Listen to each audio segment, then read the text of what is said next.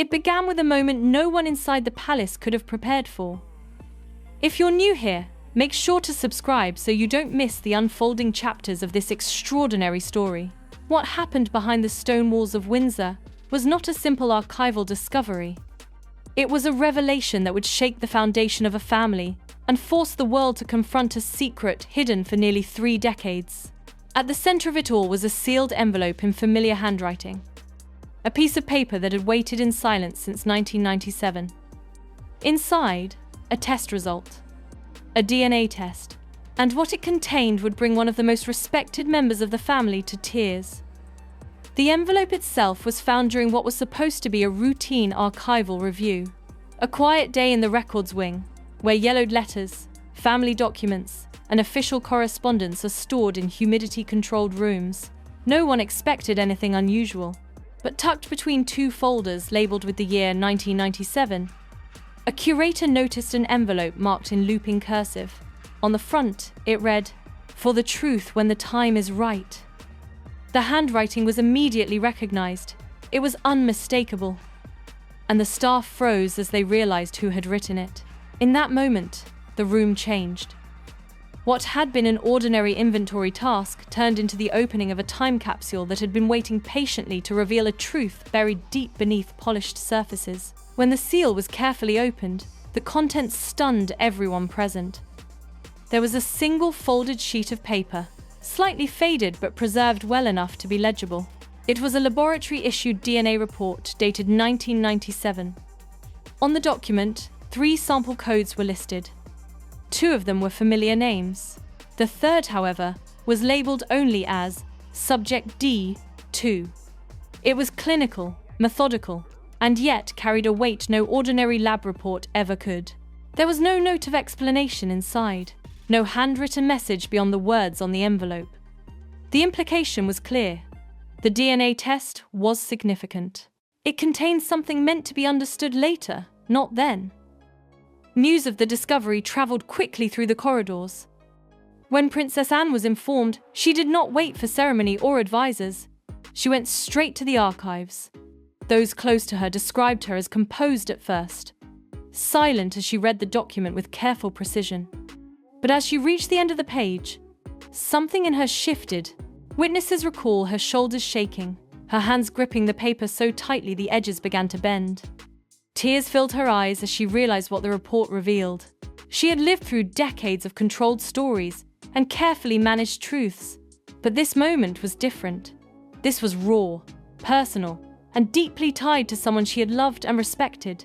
Her children, Zara and Peter, were quietly brought to the archives to support her. In those hushed halls, without the presence of cameras or ceremony, the weight of Diana's secret finally began to settle on their family. The revelation was not just about science or bloodlines. It was about trust, memory, and a promise left in an envelope that had finally reached its intended moment.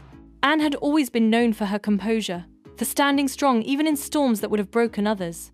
But here, in this hidden corner of Windsor, she wept openly. For a long time, she said nothing. The document was placed on the table, the old handwriting visible beneath the soft lighting. The room remained silent, except for the occasional rustle of paper. Some might have thought the family had already endured every kind of secret. But this was something else. It was a direct message from the past. One that was impossible to ignore. The name Subject D2 was unfamiliar, but it was deliberately included alongside Charles and Harry. That alone carried a meaning no one could easily dismiss. It suggested a third connection, a hidden link to Diana's story, one that no history book had ever hinted at. Anne's tears were not only for the discovery itself, but for what it represented. Diana had been gone for many years, yet she was still speaking through this single act of preservation. She had placed this envelope in a secure place, knowing someone, someday, would find it. And now, Anne was the one standing in the middle of that moment. It was as though Diana had handed her the truth herself. Not a whispered confession, not a second-hand account, but hard evidence in black and white, the kind that changes everything. By the time the palace realized the scale of what was unfolding, it was already too late to turn back. What had been a quiet archival discovery became the first ripple of something much larger. The sealed envelope had been opened.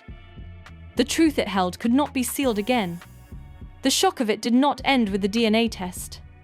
The family would soon have to face choices they had spent a lifetime trying to avoid. Anne knew this the moment she wiped away her tears and steadied her breath. She was not just looking at paper.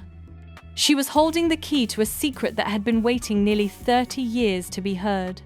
What made the revelation even more profound was how personal it felt. It was not an official report ordered by a committee or handled by lawyers. It was something Diana herself had chosen to protect. That choice spoke volumes about the gravity of what she had known. Anne understood this immediately. In her hands was not just information, but a legacy. The question now was not whether the family could accept the truth. It was whether they would have the courage to face it in front of the world. This moment was only the beginning of a storm that would soon escape the walls of Windsor. In the hours that followed the discovery, the once quiet halls of Windsor shifted into a tense silence, the kind that signals the weight of something bigger than anyone can yet comprehend. The DNA report was now secured in a private room, its contents known only to a very small circle. Anne's tears had dried, but the tremor of that moment had not left her. She sat in the same chair where she had first read the document, fingers still pressed to the edge of the table, as if trying to ground herself in reality. The envelope lay open, the faded paper inside carrying more power than any speech or ceremony could. A decision now hovered over everyone in that room. What happens next would define not just the family, but the way the world would see everything connected to Diana's legacy. Anne's first instinct was to understand. Not to hide, not to react with fear, but to look straight at what was written. She quietly requested further verification from an independent expert, making sure the chain of custody remained strictly private. Those present could see the difference between panic and clarity in her eyes. She was grieving, yes, but she was also processing. The words "Subject D2" repeated in her mind like an echo. This was not an accidental mention. It was intentional, deliberate, and Diana had placed it there for a reason. Anne had always been someone who valued directness, and this was about as direct as the past could get. A third name, a third bloodline. When the family was summoned to Clarence House that evening, the atmosphere was unlike any ordinary gathering.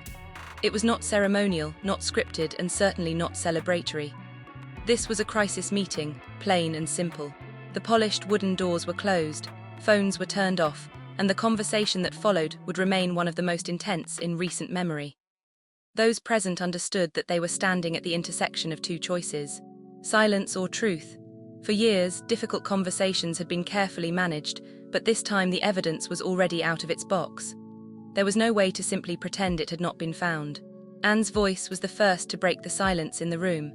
She did not speak with the wavering tone of someone unsure. She spoke with the calm strength of a woman who had already felt the impact of this discovery in its purest form.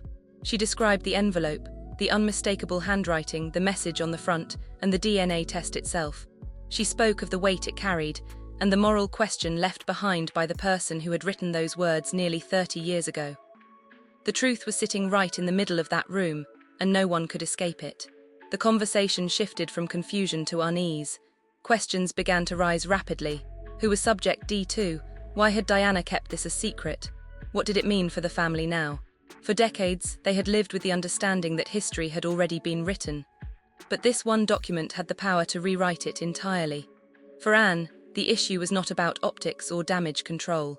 It was about honoring the intent behind the message. For the truth when the time is right. That was not the note of someone who wanted this buried forever. That was a directive, a trust. And Anne could feel the weight of that trust pressing down on her shoulders. Around the table, conflicting emotions began to surface. Some leaned toward containing the situation as tightly as possible. They argued that revealing too much would lead to uncontrollable consequences, that the past should be left to rest where it lay. Others, however, looked at Anne's steady expression and recognized what this moment really was. A turning point. A chance to either repeat old patterns or finally break them. What had been hidden in a dusty archive was now forcing the family to look at itself without filters. Anne, who had spent her life balancing duty and personal loyalty, spoke again. This time she made it clear that she would not carry this secret alone. She could not when it came from someone whose voice had already been silenced. Her tears earlier that day had been for the shock and the pain, but now her resolve was solidifying. She did not raise her voice, she did not have to. The quiet strength in her tone carried more weight than any outburst ever could. She reminded them that ignoring this would not make it disappear. Someone had found the envelope by chance. That meant others could too. And if the truth came out without their voice, it would be twisted, speculated on, and turned into something far from what Diana had intended. If the family wanted to protect anything, it was not their image, but the truth itself. Those who were closest to her could see that she had already made up her mind. She believed this was not something to be hidden. Hours passed before the meeting ended, but no final decision was made that night. What was clear, however, was that a line had been drawn. Some were already preparing for damage control, while Anne stood firmly on the other side, holding the moral weight of that envelope in her heart. She knew the path she wanted to take. She also knew it would not be easy. The truth never is. But for her, it was not a matter of convenience. It was a matter of respect. A matter of keeping a promise she never personally made but understood completely. That night, when she returned to her residence, she placed the envelope on her desk. She sat for a long time in silence, the way someone does when their life has just shifted without warning. In that quiet space, she thought of Diana not as a figure of history, but as a woman who had loved deeply, endured pain quietly, and made choices in the hope that someone someday would do the right thing. Anne had already cried. She had already spoken. Now she simply closed her eyes and decided she would not let this truth be lost again. The next morning, the world outside Windsor was still unaware of the storm quietly building behind the palace walls. But inside, the pressure was rising. Anne had hardly slept. The envelope and its faded paper seemed to echo in her thoughts with every passing minute. She knew something the public did not, something that could alter the way history was remembered. But what she did not know yet was how soon that secret would begin to slip beyond the control of anyone in the room the night before. Secrets, especially the kind that involve truth, long buried, rarely stay silent forever. In the early hours, word of the discovery began to circulate quietly among a few trusted aides and staff. Not official announcements, not public statements, but whispers. Whispers are powerful in places built on tradition and ceremony. They travel quickly, slipping through closed doors, carried by people who tell themselves they are only confiding in one other person. By mid-morning, fragments of the story had already reached individuals outside the immediate family circle. No one knew the full details, but the phrases sealed envelope, 1997, and DNA test were enough to ignite speculation behind the scenes. The family realized they were running out of time to control the narrative. The document existed. Its meaning could not be erased, and its discovery was no longer entirely private. In a last effort to contain the growing storm, a handful of senior figures decided to increase security around the archives, restrict access to anyone not essential, and issue verbal instructions forbidding any staff from speaking about what they had heard. But the truth, once touched by multiple hands, has a way of slipping through cracks no matter how tight they are sealed. It was not a matter of if it would reach the outside world, only when. Anne understood this with a clarity that others seemed to be resisting. She had spent decades watching how rumors could twist reality into something almost unrecognizable. If the truth came out as a whisper, it would grow into something unmanageable. But if it came out as a clear statement, if it was handled with honesty, it could still honor the intention of the woman who had sealed that envelope in the first place. That was what she held on to as she prepared for what would come next. Late that afternoon, the inevitable happened. A journalist at a French newspaper received an anonymous tip. A small, encrypted packet was sent containing portions of the DNA test, including the date, the laboratory signature, and the unmistakable label Subject D2. The leak was surgical, calculated to stir immediate attention without revealing everything at once. Within hours, a bold headline splashed across their site. It did not contain names, but it didn't need to. The words, "The Windsor Revelation," were enough to send reporters across Europe into a frenzy of speculation. By evening, media crews were already gathering at palace gates. Commentators filled television panels, analysts dug through archives, and social media buzzed with theories. Some claimed to know the full story. Others spun elaborate narratives built on fragments of truth. But amid the chaos, only Anne and a handful of people knew what the actual document said. She watched the headlines quietly from her sitting room, the soft light of the lamp reflecting against the old envelope on her desk. It was no longer a question of whether the world would find out. It was a question of how much control they would have over how it was told. Inside the palace, emergency discussions began again, but this time with an urgency that felt entirely different. Some voices grew louder, demanding silence, insisting they deny everything until more was known. Others argued for strategic acknowledgement, but Anne saw a third path, not silence, not vague statements. Truth. Real and unfiltered. It was what Diana had written on the envelope itself. For the truth when the time is right. That line had been clear from the moment she opened it. And now, with the world already knocking at their gates, Anne believed that time had come. She sat with Zara and Peter that night, not as part of a formal council, but as a mother with her children. She explained everything to them slowly, deliberately. The handwriting, the document, the meeting, the leak. She told them that their family was standing on the edge of something they could not undo. Zara asked a question that lingered in the room like smoke. If she left this for us, isn't it worse to keep it hidden? Anne looked down at the envelope and simply nodded. She did not need to say anything else. By midnight, the media storm had intensified. Rumors began to fracture into hundreds of versions. Each hour added another layer of confusion. Anne understood better than most how dangerous half-truths could become. And if the world believed lies before they ever heard the real story, the woman who had sealed that envelope would be silenced again, even in death. That she could not allow. Her tears from that first day had turned into something much more powerful now. Resolve. She had not asked to be the one to carry this truth forward. But fate had placed it in her hands, and she would not let it be twisted. The whispers had become headlines. The quiet discovery in a forgotten archive had transformed into an international conversation. And somewhere within that noise, Anne made her decision. Not out of pressure, not out of fear, but because she knew that sometimes the hardest truths are not meant to be hidden behind locked doors. They are meant to be spoken aloud, no matter how much they change the world. The morning after the leak felt heavy, as if the very air carried the weight of a truth that could no longer be contained. The press outside the palace had multiplied overnight, their cameras trained on every door, every gate, every glimpse of movement. Headlines continued to spiral out of control. Commentators speculated about the meaning of Subject D2, with some insisting it pointed to a hidden bloodline, and others spinning wilder theories with each passing hour. The palace had not yet made a single official statement, but silence itself had become a kind of answer.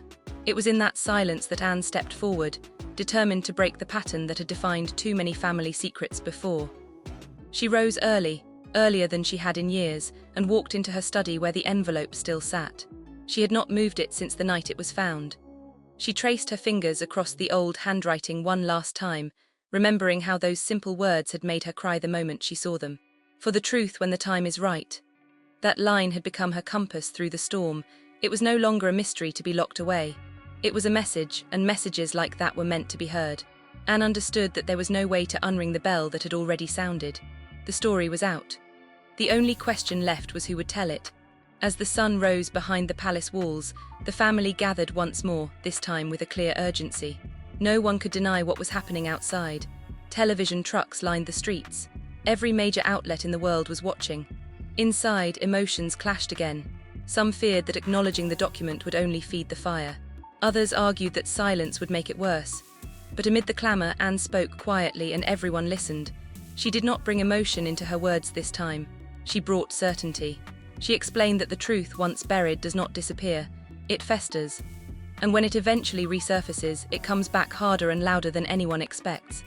She said this not as a strategist, but as someone who had lived through enough storms to know their shape. She reminded them that this was not just about protecting a name or preserving an image.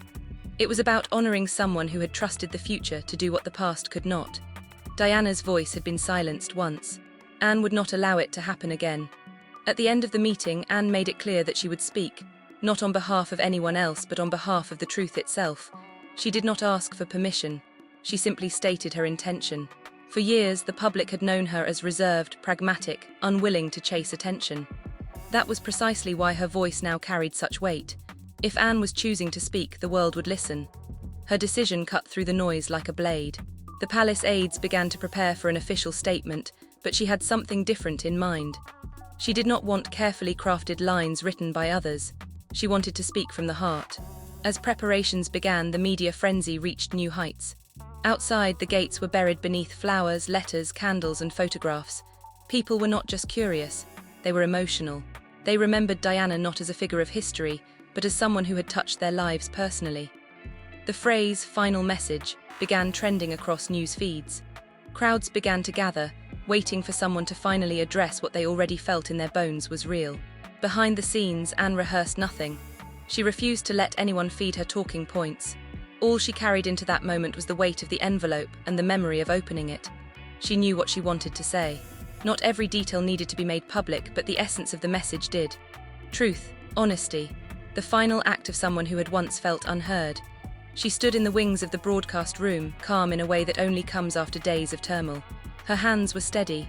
She thought of the first night she read the DNA test, how her tears had blurred the ink.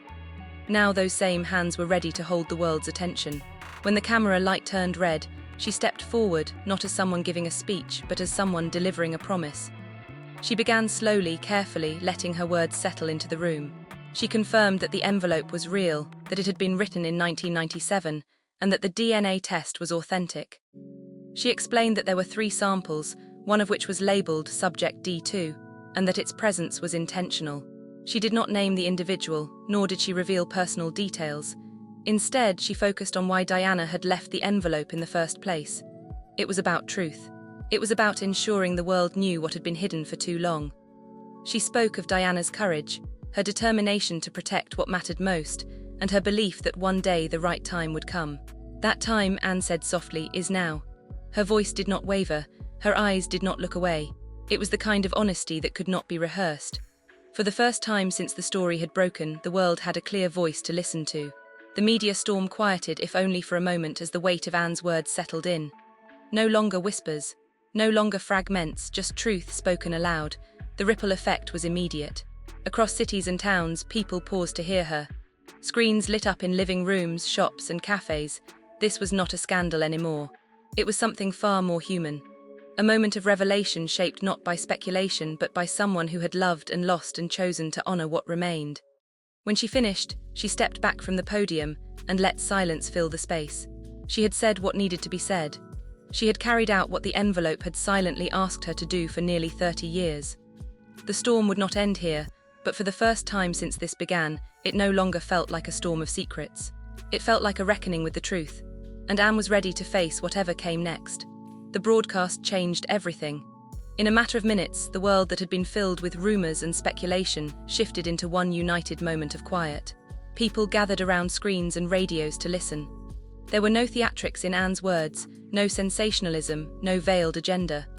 Just truth, spoken with the kind of gravity that comes from a heart carrying the weight of someone else's final message. When she finished speaking, she didn't linger. She stepped away, leaving the words to settle on their own. And they did.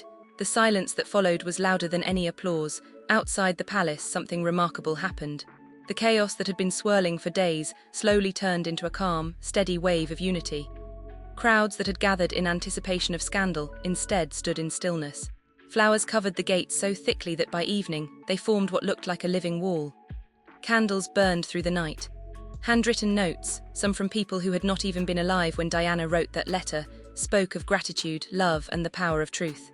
What began as a secret had now become a collective moment of remembrance, a shared acknowledgement of someone whose story still reached hearts decades after her passing. The family watched the reaction closely. They had braced themselves for outrage, for questions they might not be able to answer. But what came instead was something they had not expected. Compassion. People didn't demand names, they didn't chase scandal. They simply wanted to honor the fact that someone, after so long, had chosen honesty over silence. It was proof that sometimes the truth, no matter how heavy, can bring people closer instead of tearing them apart. Inside the palace, the weight that had once felt suffocating began to shift. It wasn't gone. It never could be. But it had transformed into something they could carry together. For Anne, that transformation was deeply personal. She had been the one to open the envelope, to cry over the words, to stand in front of the world and give voice to a message she did not write but understood completely.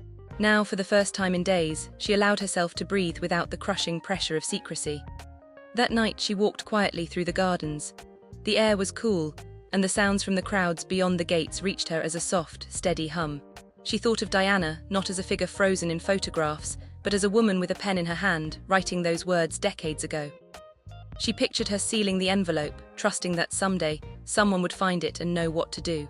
Anne had not chosen this role, but she had accepted it.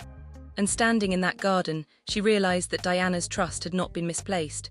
The family gathered privately later that night. The mood was still somber, but it was no longer fractured. William and Harry, who had grown up living beneath the weight of their mother's legacy, now had something they had never been given before: clarity. The truth did not erase the pain. It did not fill the years of unanswered questions, but it gave shape to something that had always been felt but never spoken aloud. It gave them a place to start. The discussion turned toward what would come next. Anne, still quiet but resolute, spoke about turning this moment into something lasting. She did not want the truth to fade back into silence after the headlines moved on. She wanted it to mean something. Out of this discovery, they began to form the idea of creating a foundation, one that would not simply bear Diana's name but reflect her spirit. It would focus on transparency, health, and the courage to speak, even when silence feels easier. It would be a living reminder that the truth, however delayed, still has power. They called it the Diana Legacy Foundation. The idea came together not in a grand announcement, but around a single table, with tired faces and steady hearts. For years, the name Diana had been wrapped in myth, in memory, in endless interpretations. Now it had a new chapter, one built not on speculation, but on a final act of honesty. William, Harry, and Anne stood united in that decision, not as figureheads, but as family. They knew the world would continue to speculate. They knew there would be questions they could not and would not answer. But the core of what mattered had already been spoken. As the announcement of the foundation began to take shape, the public responded in a way that mirrored the reaction to Anne's broadcast. Donations poured in from around the world. Messages filled the foundation's inbox before it even officially opened. People shared personal stories of how Diana had inspired them, how her strength and kindness had left marks on their lives. This was not just a story anymore. It had become a movement. For Anne, seeing this response was overwhelming in a quiet, personal way. She was not someone who chased public attention, but she understood what this meant. Diana's voice had finally been heard on her own terms. Not through headlines written by others, not through whispers and rumors, but through the message she had left behind. And that, more than anything, was what mattered most. The palace had braced itself for a storm. Instead, it witnessed something entirely different. A collective remembrance. A shared moment of truth. And in that moment, the weight of secrecy that had lived in the walls for decades began to lift, piece by piece. What was once hidden in a sealed envelope had become a legacy carried by millions. A legacy not of silence, but of truth. In the weeks that followed Anne's broadcast, something extraordinary unfolded. What had started as a single sealed envelope hidden deep inside Windsor had grown into a turning point for an entire institution, and more importantly, for the people who had lived beneath the shadow of that secret. The air around the palace no longer carried the heavy silence it once did. Instead, it was filled with the hum of change, quiet but undeniable. And at the center of it all was a single message written nearly 3 decades ago. For the truth when the time is right. The Diana Legacy Foundation quickly became more than a headline. It became a living memorial, a bridge between past and present. The outpouring of support was unlike anything the family had experienced before. Letters arrived from across the globe, handwritten and heartfelt, from people of all ages and backgrounds. Some spoke of how they had grown up watching Diana from afar, admiring her kindness and courage. Others spoke of how her story had shaped their own lives in quiet, personal ways. Many simply said thank you, not for the drama, not for the revelation, but for the honesty. They thanked Anne for standing up and choosing truth over silence. Inside the palace, the atmosphere changed as well. For years, conversations about the past had been confined to closed rooms, always careful, always measured. Now those walls felt less like barriers. For the first time, the family found themselves speaking openly to one another about pain that had long been buried. It was not easy. Some conversations were quiet and reflective, others raw and difficult. But they were real. And that was something that secrecy had never allowed. Anne, who had once been the quiet observer in so many public storms, had found herself as the unexpected voice of this one. She never asked for that role, and she did not seek praise for it. But those around her could see how deeply the responsibility had shaped her. She often returned to that study, the same room where she had opened the envelope and cried for the first time. The envelope now rested in a small archival case, preserved exactly as it had been found. She would stand before it in silence, remembering the moment the weight of Diana's last message first fell onto her shoulders. It was no longer a burden. It had become a promise fulfilled. Outside, the public response continued to grow in a way no one could have predicted. Candlelight vigils spread across cities around the world. People who had never met Diana and never set foot near Windsor gathered in parks, plazas, and outside memorials. They didn't gather out of scandal or shock. They gathered to celebrate the power of truth and the legacy of a woman whose voice had finally broken through the walls of time. The words, "The truth when the time is right," appeared on banners, murals, even handwritten notes tied to fences. Her message had transcended the palace entirely. The press, which had initially swarmed the story with frenzy, gradually shifted its tone. What began as a chase for sensational headlines turned into something else entirely. Reporters began highlighting stories of resilience, unity, and the unexpected grace that had followed the revelation. The conversation moved away from gossip and toward legacy. And in doing so, something rare happened. The noise quieted, not silenced but softened, replaced by reflection. The family made one final decision in honor of that message. They arranged a quiet ceremony at Diana's memorial. No grand announcements, no flashing lights, no scripts. Just a gathering under an open sky, where Anne, William, Harry, and their closest family members stood together as a single, quiet unit. They didn't speak long. They didn't have to. In the center of the memorial sat a simple plaque engraved with the words from the envelope. Those who attended described the moment as unlike any they had experienced before. It wasn't about royalty or protocol. It was about truth finally being allowed to breathe. For Anne, this ceremony was the final step in a journey she never expected to walk. She remembered the tears in the archives, the storm of the leak, the trembling before stepping in front of the camera, and the wave of unity that followed. All of it had led here to this quiet space. She thought of Diana, of her strength, of the trust she had left in that single line. Anne had done what needed to be done, and now the world, in its own way, had embraced it. The monarchy itself shifted in subtle but undeniable ways. Where once secrecy had been the instinctive reaction, openness began to take its place. People spoke of transparency not as a distant ideal, but as something tangible, something that could exist even in places built on tradition. The idea that had once seemed impossible was now lived reality. The walls had not fallen, but they had changed. They no longer stood as fortresses of silence, but as witnesses to a legacy of truth. The envelope remained preserved as part of the family's historical record, not hidden away in a private drawer, but stored with dignity and care. Its contents were no longer a secret. They had done their work. They had broken through decades of silence, carrying one woman's voice across generations. And now they belonged to history. As the weeks turned into months, Anne continued her work with the foundation, though she often said that the real work had been done by Diana herself when she wrote that single line so many years ago. For the truth when the time is right. Those words had waited patiently through changing years, through silence, through the weight of time itself. And when the right moment finally arrived, they had reshaped everything. In the end, the story was not about scandal or hidden bloodlines. It was about legacy. It was about how a single act of truth, even decades delayed, can bring people together. It was about a woman who had refused to let her voice be erased. And it was about the quiet strength of another who chose to carry that voice forward. The crown would go on. The world would keep spinning. But something within those walls had changed forever. The truth had spoken, and it was never going back into the envelope.